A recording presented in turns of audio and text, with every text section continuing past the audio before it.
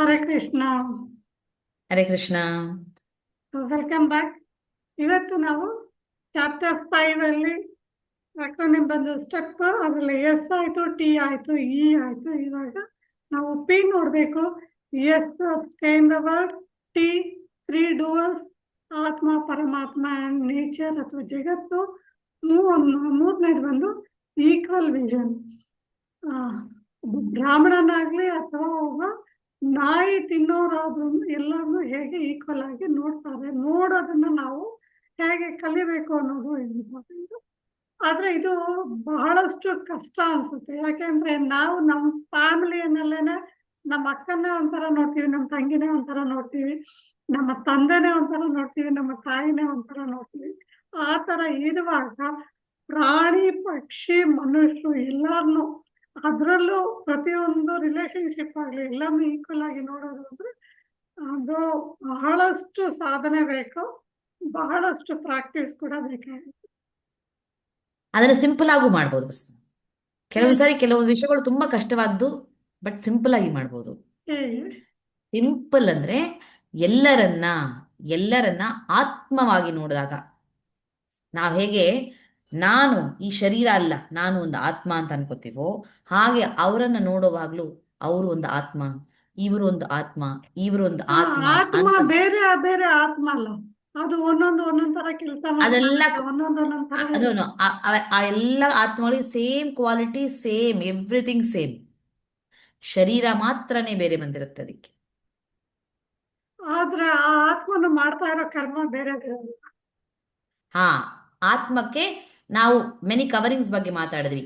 ಒಂದು ಈಗೋ ಕವರಿಂಗ್ ಇರುತ್ತೆ, ಆಮೇಲೆ ನೆಕ್ಸ್ಟ್ ಮೈಂಡ್ ಇಂಟೆಲಿಜೆನ್ಸ್ ಕವರಿಂಗ್ ಇರುತ್ತೆ, ಅದಾದ್ಮೇಲೆ ಮೈಂಡ್ ಕವರಿಂಗ್ ಅಂತ ಇರುತ್ತೆ, ಆದ್ಮೇಲೆ ಸೆನ್ಸಸ್ ಕವರಿಂಗ್ ಇರುತ್ತೆ, ಆಮೇಲೆ ಬಾಡಿ ಕವರಿಂಗ್ ಇರುತ್ತೆ.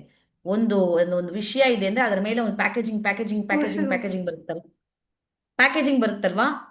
ಸೊ ಫೈನಲಿ ಅದು ಮಾಡೋ ಕೆಲಸ, ಪ್ಯಾಕೇಜಿಂಗ್, ಔಟ್ಸೈಡ್ ಪ್ಯಾಕೇಜಿಂಗ್ ಏನೋ ಆ ಕೆಲಸ ಮಾಡ್ತಾ ಇರುತ್ತೆ. ಬಟ್ ಒಳಗಡೆ ಇರೋ ಅದೇನಿದೆ ಕೋರ್, ಅದು ಎಲ್ಲರಲ್ಲೂ ಸೇಮ್ ಆತ್ಮ. ಹ್ಮ್. ಅಂದ್ರೆ ನಮ್ಮ ಈಗೋ ಅಲ್ಲಿ ಆ ಲೆವೆಲ್ ಅಲ್ಲಿ ಶುರು ಆಗುತ್ತೆ ನಮ್ಮ ಡಿಸೈರ್ಸ್, ಅದು ಬೇರೆ ಬೇರೆ ಇರುತ್ತೆ. ಬೇಸ್ಡ್ ಆನ್ ದಟ್ ನಮ್ಮ ಇಂಟೆಲಿಜೆನ್ಸ್ ಇರುತ್ತೆ. ಆ ಬೇಸ್ಡ್ ಆನ್ ದಟ್ ಇಂಟೆಲಿಜೆನ್ಸ್ ನಮಗೆ ನಮಗೆ ಮೈಂಡ್ ಈ ತರ ಆ ತರ ಬಿಹೇವ್ ಮಾಡ್ತಾ ಇರುತ್ತೆ. ಆ ಮೈಂಡ್ ಬಿಹೇವ್ ಮಾಡೋದ್ ಪ್ರಕಾರ ನಮ್ಮ ಸೆನ್ಸಸ್ ಬಿಹೇವ್ ಮಾಡ್ತಾ ಇರುತ್ತೆ. ಸೆನ್ಸಸ್ ಬಿಹೇವ್ ಮಾಡೋದ್ರ ಪ್ರಕಾರ ನಮ್ಮ ಶರೀರ ಬಿಹೇವ್ ಮಾಡ್ತಾ ಇರುತ್ತೆ. ಬಟ್ ಒಳಗಡೆ ಇರೋ ಕೋರ್ ಆತ್ಮ ಅನ್ನೋದು ಎಲ್ಲರಲ್ಲೂ ಸೇಮ್. ಸೊ ಎಲ್ಲರನ್ನ, ನನ್ನನ್ನು ನಾನು ಒಂದು ಆತ್ಮವಾಗಿ ನೋಡಕ್ ಶುರು ಮಾಡಿ ಎಲ್ಲರನ್ನೂ ಆತ್ಮವಾಗಿ ನೋಡಕ್ ಶುರು ಮಾಡಿದಾಗ, ಅದು ಆ ಆತ್ಮ ಏನಕ್ಕೆ ಪ್ಲಸ್ ಆ ಒಂದು ಶರೀರದಲ್ಲಿ ಭಗವಂತ ಕೂತಿದ್ದಾನೆ ಅನ್ನೋ, you should see them as a temple of God. ಪರಮಾತ್ಮ ಕೂತಿರೋ ಒಂದು ಶರೀರ ಅಂತ ಯಾವಾಗ ನೋಡ್ತಾ ಇರ್ತೀವೋ ಆವಾಗ ನಮಗೆ ಈಸಿ ಆಗತ್ತೆ. ಮತ್ತೆ ಅದೇ ಡಿವೋಟೀಸ್ ಹತ್ರ ಕಲಿಯೋ ಡಿಫ್ರೆನ್ಸ್ ಏನಂದ್ರೆ, ಈ ಎಲ್ಲದಕ್ಕೂ ಇದು ಎಲ್ಲದನ್ನ ಈಸಿ ಮಾಡಿಸೋದು ಹೇಗೆ ಅಂದ್ರೆ, ನಾವು ಪರಮಾತ್ಮನ ಕಡೆಗೆ ಪ್ರೀತಿಯನ್ನ ಬೆಳೆಸ್ಕೊಂಡಾಗ. ಸೊ ಸೊ ನಾನು ಐ ಸ್ಟಾರ್ಟ್ ಲವಿಂಗ್ ಗಾಡ್. ಆಯ್ತಾ? ಆ ಆ ಗಾಡ್ ಇವರೊಳಗಿದ್ದಾರೆ, ಆ ಗಾಡ್ ಅದೇ ಸೇಮ್ ಗಾಡ್ ಇವರೊಳಗಿದ್ದಾನೆ, ಆ ಗಾಡ್ ಇವರೊಳಗಿದ್ದಾನೆ ಅಂತ ಯೋಚನೆ ಮಾಡಿದಾಗ ಆ ಗಾಡನ್ನ ಪ್ರೀತಿ ಮಾಡ್ತೀನಲ್ವಾ. ಸೊ ಇವರನ್ನು ಆಟೋಮೆಟಿಕ್ ಆಗಿ ಪ್ರೀತಿ ಮಾಡಕ್ ಶುರು ಮಾಡ್ತೀನಿ. ಹಾಗೆ, so in that way it becomes easy, simple ಮಾಡಬಹುದು, ಇಟ್ ಇಸ್ ಪಾಸಿಬಲ್. ಓಕೆ, ಸರಿ. ಇವಾಗ ಅದು ಸ್ಟಿಲ್ ಇಟ್ಸ್ ಪಾಸಿಬಲ್, ಇದೊಂದು ದಾರಿ. ಆಯ್ತಾ? ಸೊ ನಾವು ಇವಾಗ ಪಿ ಬಗ್ಗೆ ಮಾತಾಡೋಣ. ಶ್ಲೋಕ ನಂಬರ್ 27 ಇಂದ 29 ಪಿ ಅಂದ್ರೆ ಪೀಸ್, ನೆಮ್ಮದಿ. ನಮ್ಮ ಜಗತ್ತಲ್ಲಿ ನಾವು ನೋಡ್ತೀವಿ ನೆಮ್ಮದಿ ಇಲ್ಲ, ನೆಮ್ಮದಿ ಇಲ್ಲದೆ ಸಂತೋಷ ಇರಕ್ಕೆ ಸಾಧ್ಯನೇ ಇಲ್ಲ. ನೆಮ್ಮದಿ ಯಾಕಿಲ್ಲ? ಆ ಕಡೆ ಯುದ್ಧ, ಈ ಕಡೆ ಯುದ್ಧ, ಇದು ಜಗಳ, ಅದು ಜಗಳ, ಇಲ್ಲದ್ರ ಕಡೆ ಎಲ್ಲ ಕಡೆ ಜಗಳಗಳು. ಅದರಿಂದ ನಮಗೆ ನೆಮ್ಮದಿ ಹೊರಟೋಗುತ್ತೆ ಅಲ್ವಾ. ಒಂದು ಚಿಕ್ಕ ಕುಟುಂಬದಿಂದ ಹಿಡಿದು ಒಂದು ದೊಡ್ಡ ದೊಡ್ಡ ದೇಶದ ಮಧ್ಯೆ ಜಗಳಗಳು, ನೆಮ್ಮದಿ ಇರೋದಿಲ್ಲ. ಸೊ ಇದೆಲ್ಲ ಎಲ್ಲಿಂದ ಶುರುವಾಗುತ್ತೆ ಅಂದ್ರೆ, ನಾವು ಏನಂತ ಅನ್ಕೋತೀವಿ, we control this world, we own this world. ಅದು ವರ್ಲ್ಡ್ ಒಂದು prime minister I own this country ಅಂತಾನು ಅನ್ಕೋಬಹುದು, ಅಥವಾ ನಾನು ಒಂದು ಗೃಹಿಣಿಯಾಗಿ ಐ ಓನ್ ದಿಸ್ ಮನೆ ಅಂತಾನು ಅನ್ಕೋಬಹುದು. ಐ ಓನ್ ನನ್ನ ಮಗ, ಐ ಓನ್ ಮೈ ಸನ್ ಅಂತಾನು ಅನ್ಕೋಬಹುದು. ನನ್ನ ಮಗನ ಕಂಟ್ರೋಲ್ ಮಾಡ್ತೀನಿ ನಾನು ಅಂತ ಅನ್ಕೋಬಹುದು. ಈ ಎಲ್ಲದರಲ್ಲೂ ಸಿಗಾಕೊಂಡ್ರ ಪ್ರಾಬ್ಲಮ್ ಏನಂದ್ರೆ I own something, I control something. ಇಲ್ಲಿಂದ ಶುರುವಾಗುತ್ತೆ ನೆಮ್ಮದಿ ಹಾಳಾಗೋದು ಅಲ್ವಾ. ಆಮೇಲೆ ನಾವು ಎಷ್ಟು ಕಷ್ಟಪಟ್ಟು ಕೆಲಸ ಮಾಡ್ತೀವಿ, ನಾವು ಕಷ್ಟಪಟ್ಟು ಕೆಲಸ ಮಾಡಿದ್ರೆ, ಆದರೆ ಕಷ್ಟಪಟ್ಟು ಮಕ್ಕಳನ್ನ ಬೆಳೆಸ್ತೀವಿ, ಮಕ್ಕಳು ವಾಪಸ್ ನಮಗೆ ನಮಗೆ ಅವರು ಮರು ಮಾತಾಡ್ತಾರೆ, ನಮ್ಮ ಜೊತೆನೇ ಜಗಳ ಆಡ್ತಾರೆ, ನಮ್ಮನ್ನ ಬಿಟ್ಟು ಹೋಗ್ತಾರೆ, ಇದೆಲ್ಲ ಮಾಡ್ತಾರೆ. ಅವಾಗೇನಂತೀವಿ ನಾವು, ಎಷ್ಟು ಕಷ್ಟಪಟ್ಟು ಸಾಕಿದ್ವಿ ನಾವು, ಆ ಕಷ್ಟದ ಏನು ಏನು ಏನು ಸಿಕ್ತು ವಾಪಸ್ ನನಗೆ, ಏನು ಸಿಕ್ಕಿಲ್ವಲ್ಲ ಅನ್ನೋವಾಗ ನಮ್ಗೇನಾಗುತ್ತೆ, ನೆಮ್ಮದಿ ಹೊಟ್ಟೋಗುತ್ತೆ ಅಲ್ವಾ. ಒಂದು ಕಂಟ್ರೋಲ್, ಎವ್ರಿಥಿಂಗ್ ನಾನೇ ಕಂಟ್ರೋಲ್ ಮಾಡ್ತೀನಿ, ನಾನೇ ಓನ್ ಮಾಡ್ತೀನಿ.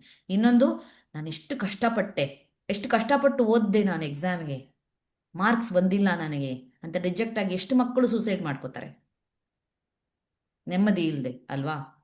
ಮೂರನೇ ವಿಷಯ, ಎಷ್ಟು ಜನರಿಗೆ ನಾನು ಒಂಟಿಯಾಗಿದ್ದೀನಿ, ನನಗೆ ಯಾರುವೇ ಇಲ್ಲ, ಒಂಟಿಯಾಗಿದ್ದೀನಿ, ಯಾರುವೇ ಇಲ್ಲ, ನನ್ನ ಅರ್ಥ ಮಾಡ್ಕೊಳ್ಳೋರು ಯಾರೂ ಇಲ್ಲ, ನನ್ನ ಸಪೋರ್ಟ್ ಮಾಡೋರು ಯಾರೂ ಇಲ್ಲ, ನೆಮ್ಮದಿ ಇಲ್ಲ ಅಲ್ವಾ. ಈ ಮೂರು ವಿಷಯದಿಂದ ನಮಗೆ ನೆಮ್ಮದಿ ಇರೋದಿಲ್ಲ. ಇವಾಗ ಇದು ಮೂರಕ್ಕೂ ಕೃಷ್ಣ ಈ ಶ್ಲೋಕದಲ್ಲಿ ಬ್ಯೂಟಿಫುಲ್ ಆಗಿ ಪೀಸ್ ಫಾರ್ಮ್ನ ಹೇಳ್ತಾರೆ. ಏನು ಹೇಳ್ತಾರೆ, ಭೋಕ್ತಾರಂ ಯಜ್ಞ ತಪಸಾಂ, ಅಂದ್ರೆ ನೀನ್ ಏನೇ ಯಜ್ಞ ಮಾಡು, ಏನೇ ತಪಸ್ಸು ಮಾಡು, ಅದರ ಫಲ ಏನಿದೆಯೋ ಅದನ್ನ ಭೋಗಿಸೋದು ನಾನು ಅಂತ ಯಾರು, ಕೃಷ್ಣ ಹೇಳ್ತಾರೆ. ಪರಮಾತ್ಮ ಭೋಗಿಸ್ತಾನೆ.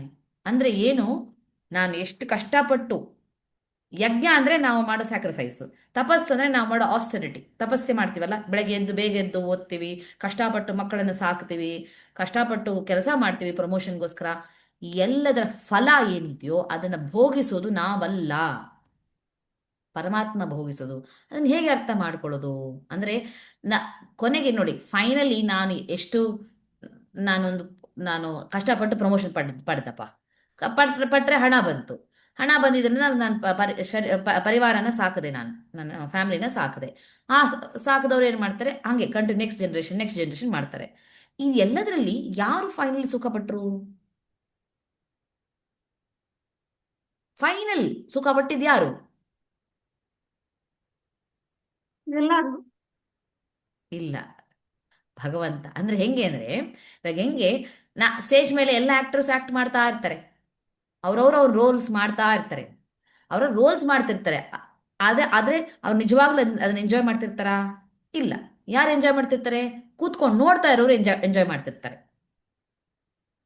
ಹಾಗೆ ಪರಮಾತ್ಮ ಯಾವ್ದ್ರಲ್ಲೂ ಇನ್ವಾಲ್ವ್ ಆಗಿಲ್ಲ, ಎಲ್ಲದನ್ನು ನೋಡ್ತಾ ಇರ್ತಾನೆ, ನೋಡ್ತಾ ಎಂಜಾಯ್ ಮಾಡ್ತಿರ್ತಾನೆ. ನಾವು ಮಾಡೋ ಜಗಳವನ್ನೂ ಎಂಜಾಯ್ ಮಾಡ್ತಾನೆ, ನಾವು ಮಾಡೋ ಪ್ರೀತಿಯನ್ನು ನೋಡಿ ಎಂಜಾಯ್ ಮಾಡ್ತಿರ್ತಾನೆ, ನಾವು ಮಾಡೋ ದಾನವನ್ನು ನೋಡಿ ಎಂಜಾಯ್ ಮಾಡ್ತಿರ್ತಾನೆ, ನಾವು ಪಡೋ ಕಷ್ಟವನ್ನು ನೋಡಿ ಎಂಜಾಯ್ ಮಾಡ್ತಿರ್ತಾನೆ.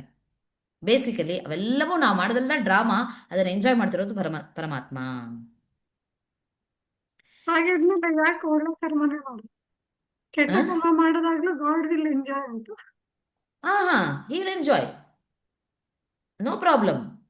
ಆದ್ರೆ ಆ ಕೆಟ್ಟ ಕರ್ಮಕ್ಕೆ ಆಪೋಸಿಟ್ ಏನ್ ಅಂದ್ರೆ, ಅದಕ್ಕೆ ರಿಯಾಕ್ಷನ್ ಏನಿರುತ್ತೋ ಅದನ್ನು ನೀನು ಮಾಡ್ಲೇಬೇಕು, ಅದನ್ನ ಎನಾಕ್ಟ್ ಮಾಡ್ಕೋಬೇಕು.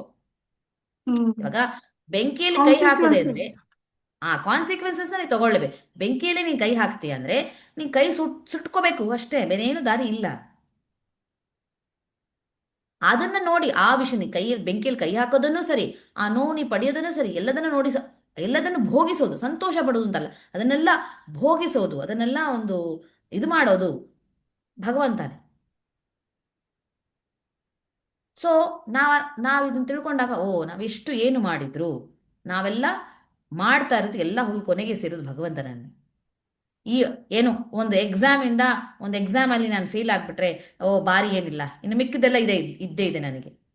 ಏನೋ ಒಂದು ಮಗುನ ಸಾಕ್ಬಿಟ್ರೆ ಅಷ್ಟೇ ಮುಗ್ದೋಗಲ್ಲ, ಇನ್ನು ನಂಗೆ ನೆಕ್ಸ್ಟ್ ಮೊಮ್ಮಗನ್ನ ಸಾಕೋ ಕೆಲಸ ಇರುತ್ತೆ ಅಂತ ತಿಳ್ಕೋಬೇಕು ನಾವು.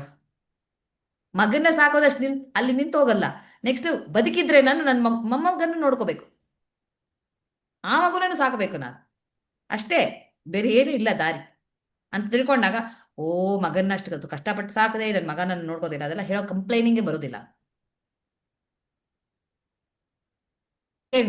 ನಾವು ಭೋಕ್ತಾರಂ ಯಜ್ಞ ತಪಸಾಮ ಆಯ್ತು, ಸರ್ವಲೋಕ ಮಹೇಶ್ವರಂ ಅಂದ್ರೆ ಸರ್ವಲೋಕ ಎಲ್ಲದಕ್ಕೂ ಪರಮ ಈಶ್ವರ ನಾನು, ಅಂದ್ರೆ I own everything, I control everything ಅಂತ ಕ್ಲಿಯರ್ ಆಗಿ ಕೃಷ್ಣ ಹೇಳ್ತಾರೆ. ಅಂದ್ರೆ ಒಂದು ಚಿಕ್ಕ ಮನೆ ಆಗಲಿ, ದೊಡ್ಡ ದೇಶ ಆಗಲಿ, ಜಗತ್ತೇ ಆಗಲಿ, ಎಲ್ಲದನ್ನ ಓನ್ ಮಾಡೋದು, ಕಂಟ್ರೋಲ್ ಮಾಡೋದು ಭಗವಂತ. ನಾವು ಜಸ್ಟ್ ಕೇರ್ ಟೇಕರ್ಸ್. ನಾವು ಜಸ್ಟ್ ರೆಂಟ್ಗೆ ತಗೊಂಡು ನಾವು ಈ ಶರೀರದಲ್ಲಿರುವಾಗ ಅದನ್ನು ಉಪಯೋಗಿಸ್ತಾ ಇರ್ತೀವಿ ಅಷ್ಟೇನೆ. ಯಾವುದನ್ನು ನಾವು ಓನ್ ಮಾಡೋದಿಲ್ಲ, ಯಾವುದನ್ನು ನಾವು ಕಂಟ್ರೋಲ್ ಮಾಡೋದಿಲ್ಲ ಅಂತ ತಿಳ್ಕೊಂಡಾಗ ನಮಗೆ ನೆಮ್ಮದಿ ಬರುತ್ತೆ. ಅವಾಗ ಏನಾಗುತ್ತೆ, ಈ ಅಸೂಯೆ, ಏನು ಈ ಕಿತ್ತಾಟ, ನಂದು ನಿಂದು ಅನ್ನೋ ಕಿತ್ತಾಟ, ಅವೆಲ್ಲ ನಿಂತೆ. ಅವೆಲ್ಲ ನಿಂತು ಹೋದಾಗ ನೆಮ್ಮದಿ ಸಿಕ್ಬಿಡುತ್ತೆ ನಮಗೆ. ನಮಗೆ ಏನಂತ, ನಮಗೆ ಏನ್ ಬರಬೇಕು, ನಮ್ಮ ಪಾಲ್ ಏನ್ ಬರಬೇಕು ಅದು ಬಂದೇ ಬರತ್ತೆ. ಪ್ಲಸ್ ಆ ಪಾಲ್ ಬಂದಾಗ ಅದು ನಮ್ಮದಲ್ಲ, ಅದು ನಮ್ಗೆ ಯೂಸ್ ಮಾಡ್ಕೊಳಕಷ್ಟೇ.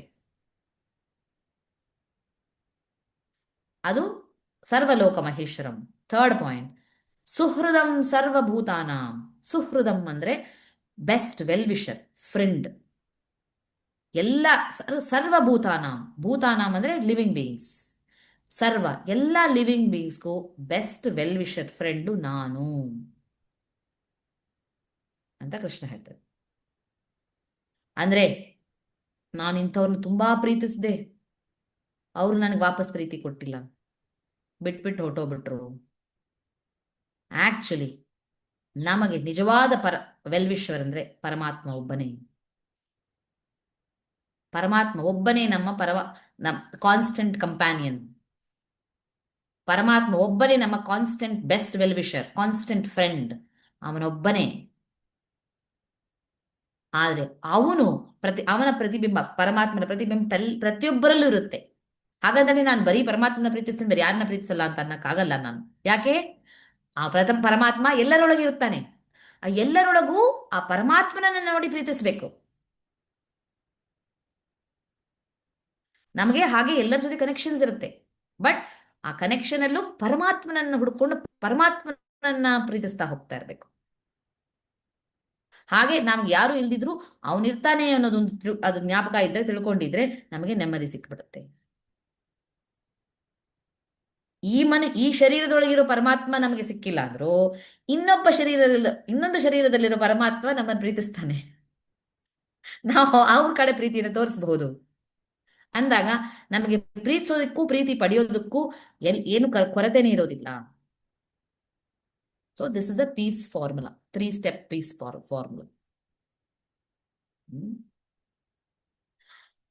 ಇದು ಮೂರನ್ನು ತಿಳ್ಕೊಂಡು ನಾವು ಕರ್ಮಯೋಗವನ್ನ ಮಾಡಬೇಕು ಅಂತ ಕೃಷ್ಣ ಹೇಳ್ತಾರೆ. Okay,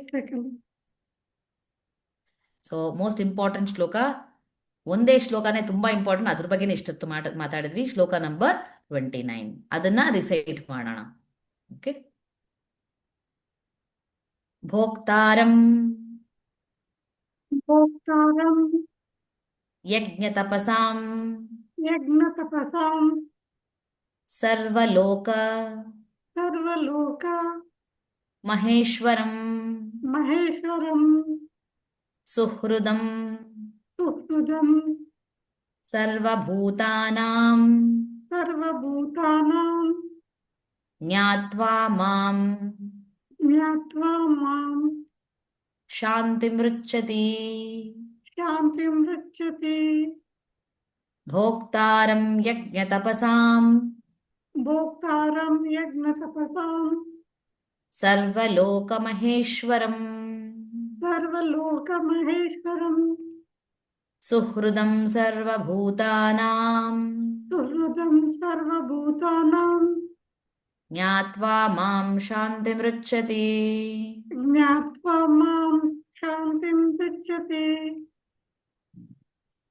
so with this we end chapter number 5, Karmayoga ಅಧ್ಯಾಯ 5 ಸಂಪೂರ್ಣಗೊಳಿಸ್ತಿದ್ದೀವಿ.